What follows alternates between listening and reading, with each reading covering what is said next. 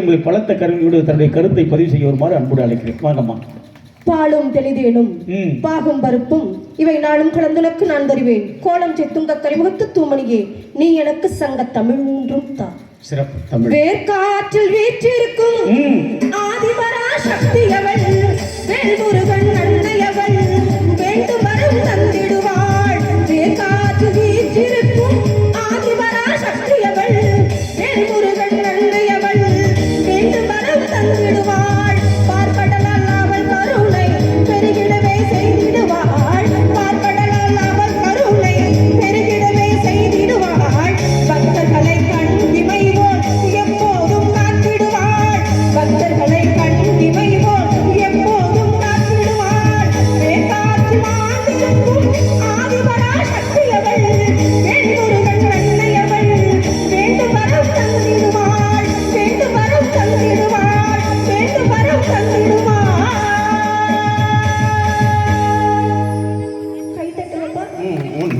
அற்புதமான இந்த மண்ணிலே வீற்றிருந்து அருள்பாலித்துக் கொண்டிருக்கின்ற அருள்மிகு காளியம்மனின் பொன்னார் திருவடிகளை மனம் மொழி மேகளால் போற்றி வணங்கி சிறப்பானதொரு பட்டிமன்றத்தினை ஏற்பாடு செய்துள்ள ஆண்டோர்களையும் சான்றோர்களையும் பெரியோர்களையும் அனைவரையும் வணங்கிக் கொண்டு நல்லதொரு தீர்ப்பெங்க நயம்பட வழங்க காத்திருக்கும் உழைப்பால் உயர்ந்த மனிதர் என்று நான் அன்போடு அழைக்கக்கூடிய மரியாதைக்குரிய நடுவர் அவர்களை உங்களை வணங்கிக் கொண்டு என் அணியிலும் எதிரணியிலும் பேச வந்திருக்கின்ற பேச்சாளர் பெருமக்களுக்கும் சிறந்த ஒளிபெருக்கி அமைப்பாளர்களுக்கும் இசைக்குழுவினர்களுக்கும் புகைப்படம் எடுத்துக் கொண்டிருக்கின்ற அன்பு நண்பர்கள் அனைவருக்கும் இனிய வணக்கத்தை தெரிவித்துக் கொண்டு நடுவர் அவர்களே எதிரணியிலேருந்து வந்து பேசினாங்கல்ல காதல் தலைப்பு காதல் திருமணமா நிச்சயிக்கப்பட்டது. ஆமா உண்மையே சொல்றேங்க. நான் வந்து நிச்சயிக்கப்பட்ட பொண்ணு என்ன வந்து உண்மையா கல்யாணம் அவங்க சொன்னாங்கல்ல பொண்ணு பார்க்க வரும்போது ஒரு கிழவியை அழைச்சிட்டு வந்து பொண்ணு பார்ப்பாங்களா.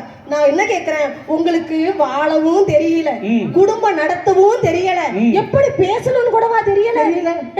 ஏங்க அவங்க வந்து சொன்னாங்க பாருங்க 18 வயசுல எங்களுக்கு ஓட்டு போட உரிமை இருக்கிறது ஏன் நாங்க கல்யாணம் காதல் பண்ண. ஏங்க நான் ஒரே ஒரு கேள்வி கேக்குறேங்க, நீங்க பிறந்தப்ப உங்களுக்கு தாய்ப்பால் கொடுக்கறது உங்க அம்மா, வளரும் போது படிக்க வைக்கிறது உங்க அப்பா, கை செலவுக்கு காசு பணம் கொடுக்கறது உங்க அண்ணன் தம்பி, எல்லாம் பண்ணி நீ வேலைக்கு போய் திருமணம் பண்ணி கொடுக்கறதுக்கு பெற்றோர்கள் இருக்கின்ற போது இந்த 18 வயசுல ஹார்மோன் செய்யும் வேலைன்னு ஒரு வேலை இருக்கு பாத்தீங்களா, டீனேஜ் பருவத்துல அந்த பருவத்துல என்ன பண்றோன்னே தெரியாம ஒரு காதலை பண்ணிட்டு வந்து நல்லா வாழ்ந்தா கூட நாங்க மனசார வாழ்த்துறோம். கல்யாணம் பண்ற வரைக்கும் நல்லா இருப்பான், ஒரு 2 மாசத்துக்குள்ள அவன் குடிக்கிறான் அவன் சரியில்லைன்னு திரும்பி வர்றீங்களேமா அப்ப தெரியும் காதல் திருமணம்னா என்னன்னு. கை தட்டுங்கம்மா. எல்லாத்துக்கும் உரிமை இருக்கு. அடுத்து அவங்க ஒண்ணு சொன்னாங்க, தயவு செய்து அதை நான் ரொம்ப கஷ்டப்பட்டு ஏத்துக்க முடியல.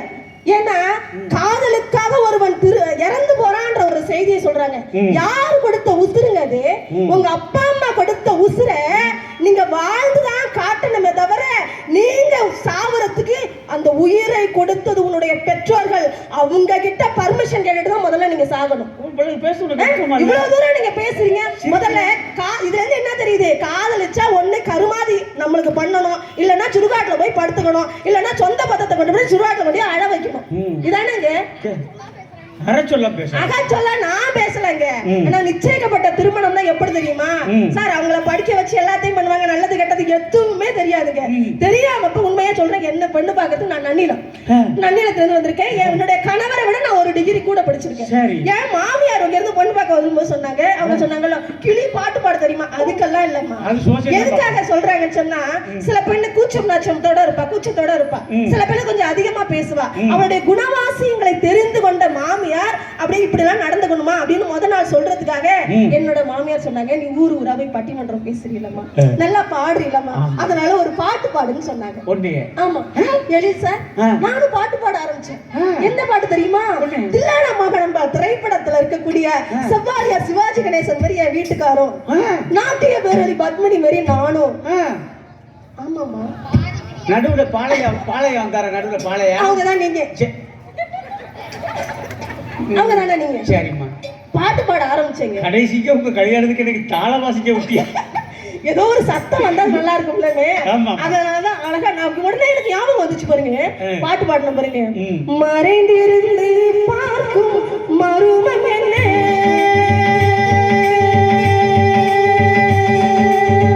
மறைந்திருந்து பார்க்கும் மருமம் என்ன, அழக மலையழகா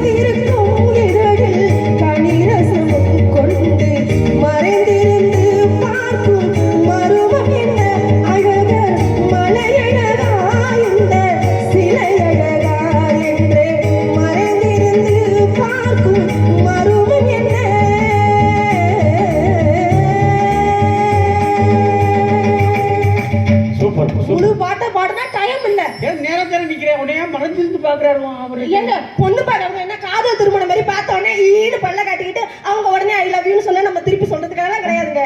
அந்த பெண்ணு பார்க்க வரும்போது எப்படி வளர்த்திருக்கிறார்கள், அதாவது அது சொல்லுவாங்க பாத்தீங்களா, தாயை வந்து திருமணையில தண்ணி குடத்தை பார்க்கும் போது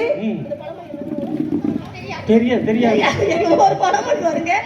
ஏங்க அந்த மாதிரி தாங்க, தாயை போல சேலை நூலை போல பிள்ளைன்னு சொல்லுவாங்க. அதனால பெண் என்பவர் அச்சம் நாணம் பயிர்ப்பு இந்த 4 குணங்களும் இருக்கக்கூடிய நிலைமையில மறைந்திருக்கும். திருமணம் ஆயிடுச்சுங்க. திருமணமான பிறகு உண்மையா சொல்றேன், என் குடும்பத்துல மொத்தம் 18 பேர். என் மாமனாருக்கு 4 ஆம்பளை பிள்ளை 1 பொம்பளை பிள்ளை. 2026 ஆகிறது. இன்னும் நாங்கள் கூட்டு குடும்பமாக ஒரே குடும்பத்துல இருக்கோம். சத்தியம் விட்டு சொல்கிறேன், நான் அந்த குடும்பத்துல 3வது மருமகன்.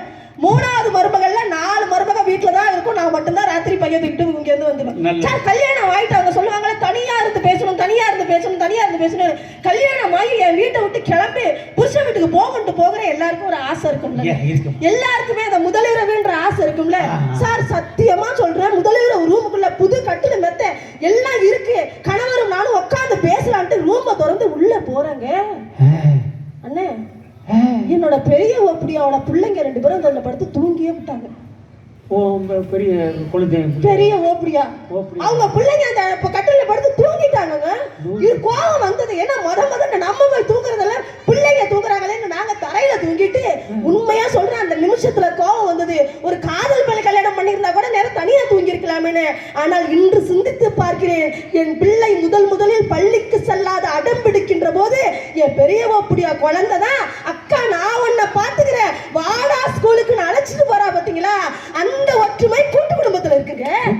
நிச்சயிக்கப்பட்ட குடும்பத்துல இருக்குங்க.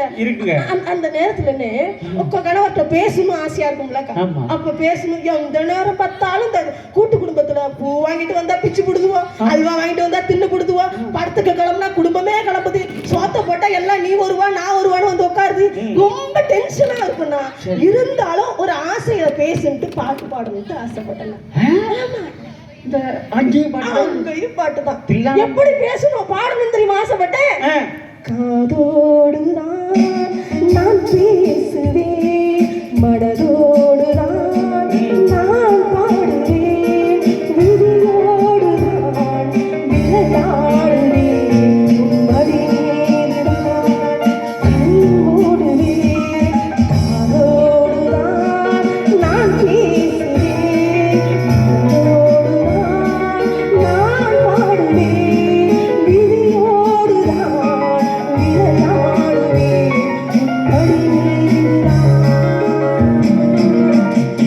நான் வளர்ந்துட்டேன், பெரிய பிள்ளை ஆயிட்டேன். இருந்தாலும் நல்லது கெட்டதெல்லாம் எங்க அம்மா சொல்லி கொடுப்பா. இருந்தாலும் குடும்பத்துல நல்லது கெட்டது யார் தெரியுமா சொல்லி கொடுப்பாங்களாம்? வளர்ந்தாலும் நான் இன்னும் சிறு பிள்ளைதான், நான் அறிந்தாலும் அதை கூட நீ சொல்லித்தான். வளர்ந்தாலும் நான் இன்னும் சிறு பிள்ளைதான், நான் அறிந்தாலும் அதை கூட நீ சொல்லித்தான். உனக்கேற்ற துணையாக என்னை மாற்றவா, உனக்கேற்ற துணையாக என்னை மாற்றவா, உலகத்தாகி நான் வாழ வழிகாட்டவா. காதோடுதான் நான் பேசுவேன், மனதோடுதான் நான் பாடுவேன், மடி மீதுதான் விளையாடுவேன், மடி மீதுதான்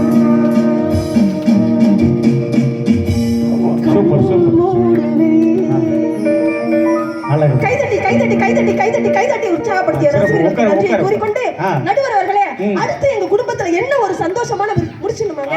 முடிச்சிருந்தாங்க 2 செய்தியோட முடிச்சிருந்தாங்க. உண்மையா சொல்ற நடக்கிற செய்தி என்ன தெரியுமாங்க? எங்க குடும்பத்துல இந்த இவங்க சொன்னாங்கல்ல, காதல் கல்யாணம் பண்ணிக்கிட்டோம்னா புருஷன் சாப்பிட்ட சாப்பாட்டை மனைவி சாப்பிடறதுக்கு யோசிப்பாங்க. என்ன நாங்க பெரிய லண்டன்ல இருந்து படிச்சு வளர்ந்து வந்திருக்கிறோம், எங்க அப்பா அம்மா எங்களை எப்படி வளர்த்தாங்க, இவன் தின்னத்து பச்சை சோத்தை நான் திங்கிறதால போட்டி வருங்க. ஆனா கூட்டு குடும்பத்துல என்ன தெரியுமா, என் பிள்ளைங்க ஒருத்தவங்களுக்கு 2 பிள்ளைங்க மொத்தம் 4 பேர் 8 குழந்தைங்க கேக்குறாங்க. 4 மருமக இருக்கிறோம். எங்க வீட்டுல எதுக்கு தெரியுமா போட்டி வரும்? அவங்க சொல்ற மாதிரி சண்டை வம்புக்கெல்லாம் போட்டி வராதுங்க. என் மாமனார் சாப்பிட்ட சாப்பாட்டை மிச்சம் ஒரு முடி வைப்பாரு பாருங்க சார். சத்தியமா சொல்றேன், தயிர் இல்லாம அவர் சாப்பிட மாட்டாரு. அந்த மிச்ச சாப்பாட்டை நீங்க இங்க அந்த கோவில்ல அன்னதானம் சாப்பாட்டுக்கு சாமியினுடைய அபிஷேகம் பண்ணி சாப்பாடு பிரசாதம் கொடுக்குறீங்கல்ல, என் மாமனார் சாப்பிடுற சாப்பாடு எங்களுக்கு பிரசாதம் போன்று அந்த சோத்தை திங்கிறதுக்கு நாங்க போட்டியில இருப்போம். நிச்சயமா சொல்றாங்க. என்ன தெரியுமா சொல்லுவாரு? எல்லாரையும் மருமக அப்படின்னு சொல்லுவாங்க. வெளியிலேருந்து வந்த உடனே எல்லா பேர பிள்ளைகளுக்கு இருக்கிற முட்டாயை பிரிச்சு கொடுத்துட்டு இதுக்கப்புறம் தண்ணி குடிப்பாரு பாருங்க. அதுதாங்க நிம்மதி. கூட்டு குடும்பத்துல மட்டும்தான் நடுவர்கள் இந்த மாதிரி இருக்கு. தனி அந்த மாதிரி லவ் மேரேஜ்ல வருவாங்க, ஒரு பொழுதும் வராதுங்க. என் கணவர்கிட்ட நானும் பல தடவை கேட்டிருக்கேன் சார். எந்த நேரம் பார்த்தாலும் உங்க அண்ணன் உங்க அண்ணன் உங்க அண்ணன், எந்த நேரம் பார்த்தாலும் அண்ணன் புராணமே பாடிட்டு இருக்கீங்களே, எப்பயாவது ஒரு நாள் எந்த வேலை செஞ்சாலும் அவர்கிட்ட சொல்லாம செய்ய மாட்டேங்கிறீங்களே, ரகசியம் என்னன்னு கேட்டேன். அவர் என்ன தெரியுமா சொன்னாரு? இருக்கக்கூடிய அண்ணன் யார் தெரியுமா? என் தகப்பன் மாதிரி. அவன் அதிகமா படிக்கல. நாங்க மலையில நனையணும்னா அவன் கொடையா இருந்தான். நாங்க நல்ல சட்டை போட்டுறதுக்கு அவன் கிழிஞ்ச சட்டையை போட்டிருந்தான். நாங்க படிக்கிறதுக்கு அவன் ஓடா உழைச்சான். என்னுடைய அப்பாவுக்கு இன்னொரு கை எங்க அண்ணன்னா, எங்களுக்கு வாழ்க்கை கொடுத்தது என் அண்ணன்னு சொல்லிட்டு ஒவ்வொரு சகோதரன் நினைக்கிறான்னா அதாங்க நிச்சயிக்கப்பட்ட திருமணத்தில் நடைபெறும். அவர்களை நிறைவாக நான் இப்படி சொல்றேங்க. நான் காதல் திருமணத்தை நான் குறை சொல்லவே இல்லை. காதல் என்பது முதலில் இனிக்கும் பின்பு கசக்கும். நிச்சயிக்கப்பட்ட திருமணம் அப்படி கிடையாது. முதல்ல எப்படா வாழ போறோம்னு யோசிப்போம். எல்லாமே தவறா செய்வோம். ஒரு 2 அதாவது கல்யாணம் பண்ண உடனே தனியா இருக்கணும்னு ஆசைப்படும். ஒரு 2 குழந்தை பிறந்த பிறகு அந்த பிள்ளைய பாத்துக்கிறதுக்கு ஒரு மாமியார் இல்லையே, பிள்ளைய பாத்துக்கிறதுக்கு ஒரு மாமனார் இல்லையே, உடம்பு சரியில்லைன்னா படுத்துக்கிட்டு கிடக்குறோமே, நம்மளுக்கு தண்ணி ஊத்தி குடிக்க நாத்தனார் இல்லையேன்னு ஏக்கத்தோடு இருக்கும் பாத்தீங்களா? அப்பதானே நிச்சயிக்கப்பட்டது திருமணத்தோட அருமை தெரியும். நிறைவாக நடுவர்களே, 2019 என்னோட 2வது குழந்தை பிரசவ நேரம். நிஜமா சொல்றேங்க, குழந்தை பிறந்து அதாவது ஆபரேஷன் பண்ணி வெளியில எடுத்துட்டாங்க. எழுந்திருச்சு உட்கார்ந்து தாய்ப்பால் கொடுக்க முடியாத நிலைமை எனக்கு இருந்தது. அந்த அம்பாள் மேல சத்தியம் விட்டு சொல்றேன், என் பிள்ளை முதல்ல தாய்ப்பால் யாருடைய பால தெரியுமா குடிச்சிச்சு? நான் ஓப்புடியா என்று சொல்லக்கூடிய யாரோ ஒருத்தவங்ககிட்ட பிறந்து ஒற்றுமையா ஒரு குடும்பத்துல வாழணும்னு என்னுடைய மூத்த கொழுந்தனாருடைய மனைவி தாங்க என் பிள்ளைக்கு தாய்ப்பாலே கொடுத்தது.